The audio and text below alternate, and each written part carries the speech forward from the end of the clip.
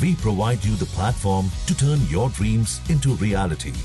Give wings to your aspirations with KR Mangalam University.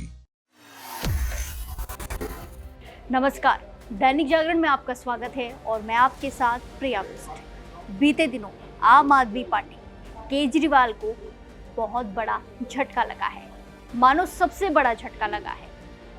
वो party जो राज्यसभा में अपनी ताकत के दम पर विपक्ष की आवाज बनती थी, उसी के 7 सांसदों ने पाला बदल लिया और अब राज्यसभा चेयरमैन सीपी राधाकृष्णन ने आपके 7 बागी सांसदों के बीजेपी में विलय को आधिकारिक तौर पर मंजूरी दे दी है। अब राघव चड्ढा और हरभजन सिंह जैसे चेहरे राज्यसभा में आपके नहीं, आम आदमी के पार्टी के नहीं बल्कि बीजेपी के सांसद कहलाएंगे। पूरी आम आदमी पार्टी के आंकड़े ही हिल गए हैं। आंकड़ों का खेल देखें तो इस विलय के बाद राज्यसभा में समीकरण पूरी तरह बदल गए हैं।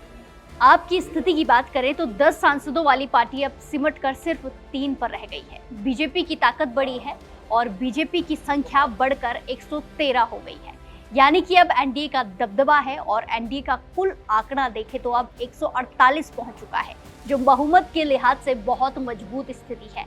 इसका सीधा मतलब है अब केंद्र सरकार को राज्यसभा में किसी भी बिल को पास कराने के लिए किसी बाहरी समर्थन की जरूरत बिल्कुल भी नहीं पड़ेगी। बीजेपी में शामिल होने वाले इन 7 दिग्गजों में शामिल हैं पहले तो राघव चड्ढा, हरभजन सिंह दूसरे, स्वाति मालिवाल तीसरी, संदीप पाठक चौथे, अशोक मित्तल फिर, विक्रमजीत सहानी, राजेंद्र गुप्ता।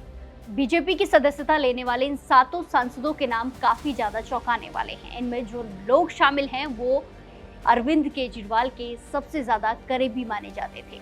राघव चड्ढा पार्टी के मुख्य रणनीतिकार, हरभजन सिंह पूर्व क्रिकेटर और पार्टी का बड़ा चेहरा, संदीप पाठक संगठन के चाणक्य, स्वाति मालिवाल दिल्ली महिला आयोग की पूर्व अध्यक्ष और अशोक मित्तल की बात करें तो शिक्षा जगत का बड़ा नाम है वो। विक्रमजीत सहानी उद्योगपति हैं, राजेंद्र गुप्ता वरिष्ठ नेता हैं।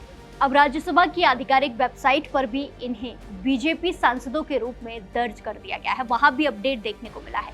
याद दिला दें कि आप सांसद संजय सिंह ने इन सांसदों को अयोग्य घोषित करने की मांग की थी। पार्टी का तर्क था कि दूसरी पार्टी में शामिल होने पर इनकी सदस्यता रद्द होनी चाहिए, लेकिन सांसदों ने चेयरमैन से विलय की गुहार लगाई थी, जिसे चेयरमैन ने स्वीकार कर लिया है, मंजूरी दे दी है। इन बागी सांसदों का आरोप है कि अरविंद केजरीवाल के नेतृत्व वाली आम आदमी पार्टी आप अपने मूल सिद्धांतों से भटक गई है। आम आदमी पार्टी ने इसे लोकतंत्र की हत्या करार दिया है। सांसद संजय सिंह ने पहले ही चेयरमैन के पास याचिका दायर कर इन सांसदों को अयोग्य घोषित करने की मांग की थी, जैसा हमने आपको पहले बताया।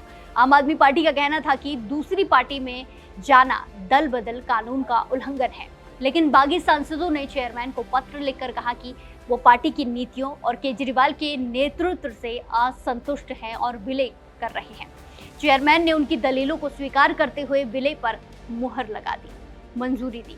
सूत्रों और बागी नेताओं का दावा है कि अरविंद केजरीवाल के नेतृत्व वाली पार्टी आम आदमी पार्टी अपने मूल सिद्धांतों से भटक गई है।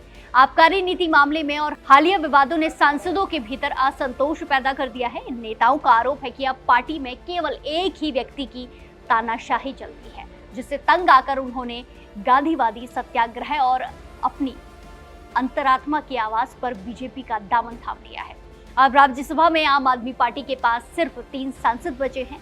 क्या आम आदमी पार्टी इस झटके से उभर पाएगी और क्या राज्यसभा में बीजेपी का ये बढ़ता कद विपक्षी एकता के लिए आखिरी किला साबित होगा? आपकी इस पर क्या कुछ राय है, कमेंट्स में जरूर बताएं और ऐसी ही देश और दुनिया की खबरों के लिए जुड़े रहिए दैनिक जागरण के साथ। नमस्कार।